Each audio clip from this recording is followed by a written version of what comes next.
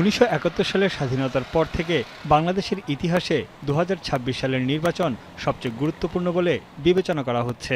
আওয়ামী লীগকে ক্ষমতা থেকে হটাতে গণঅভ্যুত্থানে নেতৃত্ব দেওয়া তরুণরা বলছেন, 1.5 দশক পর বাংলাদেশের স্বতঃস্ফূর্ত নির্বাচন হবে এবার।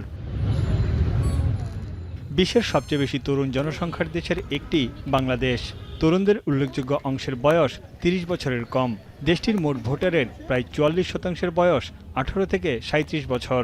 প্রথমবারের মতো ভোটার হয়েছেন প্রায় 50 লাখ। বিশেষজ্ঞদের মতে জেনজিদের ভোটই এবারের নির্বাচনের টার্নিং পয়েন্ট হতে পারে, কারণ তাদের হাতেই আওয়ামী লীগের দীর্ঘ শাসনের পতন হয়েছে। রাজনৈতিক দলগুলো তাদের চাহিদা পূরণে গুরুত্ব দিয়ে প্রচারণা চালিয়েছে। এদিকে নির্বাচিত সরকারের প্রতি তরুণদের দাবির মধ্যে অন্যতম হচ্ছে চাকরির ব্যবস্থা ও রাষ্ট্র সংস্কারের মতো বিষয়। নাগরিক অধিকার প্রতিষ্ঠায় দলগুলোর প্রতি তারা আশাবাদী। গণঅভ্যুত্থান পরবর্তী অবস্থা থেকে একটি স্থিতিশীল পরিস্থিতিতে যাবে বাংলাদেশ। আর এটা ওটা না, কাপড় ধোয়ার একটাই সলিউশন, চাকা অল ইন ওয়ান। এমনটাই প্রত্যাশা জেনজিদের।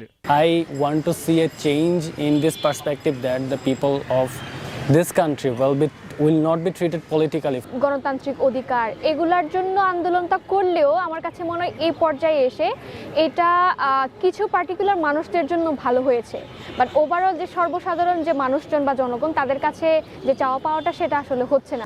Many people become graduate every year, but job creation is not proportional. Job sector is not proportional to number of the graduate. বিশ্লেষকরা বলছেন, 12 ফেব্রুয়ারি ভোট বাংলাদেশের পোশাক খাত সহ রপ্তানি শিল্প এবং অর্থনীতির পুনরুদ্ধারে খুবই গুরুত্বপূর্ণ। বর্তমানে বাংলাদেশের সবচেয়ে বড় উদ্বেগের বিষয় দুর্নীতি। এছাড়া প্রতিদ্বন্দ্বী আঞ্চলিক প্রভাবশালী চীন ও ভারতের ভূমিকার উপরও প্রভাব ফেলবে এবারের vote. Do all parties accept the outcome? And is there a smooth transition to an elected government? I'm optimistic on that front. রাজনৈতিক বিশ্লেষকরা বলছেন, নির্বাচিত সরকারকে রাষ্ট্র সংস্কারের পাশাপাশি অর্থনীতি ও কর্মসংস্থানের চ্যালেঞ্জ মোকাবেলা করতে হবে। Most important challenge is the economy and of course the employment challenges, because this uprising started as an employment related movement, if you think about the quota reform. So we have not necessarily solved the employment issues. বিশেষজ্ঞদের ধারণা, আওয়ামী লীগ নির্বাচনে নিষিদ্ধ থাকলেও প্রতিদ্বন্দ্বিতাপূর্ণ নির্বাচনী এলাকায় তাদের ভোটাররা ফলাফল নির্ধারণে বড় ভূমিকা রাখতে পারে।